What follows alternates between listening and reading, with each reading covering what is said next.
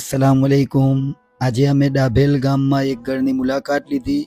જુમ્મા મસ્જિદના પાછળના ફળિયામાં મૌલાના યુસુફ સાહેબ નરોલીવાળાનો અમને કોલ આવ્યો અને ઈસાભાઈનો કોલ આવ્યો કે આ બાજી ઘણી જ ખરાબ પરિસ્થિતિમાં રહે છે અને જોવા પછી અમને થયું કે એમણની કારગુજારી મૌલાના યુસુફ સાહેબે કહેલી છે। એમણ પલંગના નીચે પડેલા હતા, એવી હાલતમાં પડેલા હતા કે ઇન્સાનિયત શર્મસાર થઈ જાય।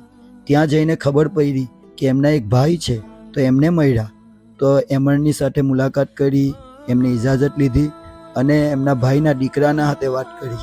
એમના ભાઈના દીકરાએ કીધું કે હું મારા પપ્પાની સેવા ચાકરીમાં વ્યસ્ત છું, તો એમની સેવા ચાકરી કરવાવાળું કોઈ જ નથી, બિલકુલ નિરાધાર છે, બેસહારા છે।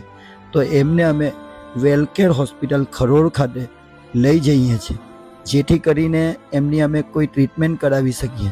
એમનું નામ છે મુલ્લા અબુબકર। એમણે ઘણા વર્ષો ટીમ્બાના અંદરમાં મસ્જિદની સફાઈ કરી, અજાન આપી અને ઘણા વર્ષો વેસમામાં પણ કામ કર્યું છે। મસ્જિદમાં અજાન આપતા હતા અને સફાઈ કરતા હતા એવું જાણવા મળ્યું છે। અને એમને માટે તમારા લોકોથી હું દુઆઓની ગુજારિશ કરું છું કે અલ્લાહ પાક એમને મુકમ્મલ શિફા આપે।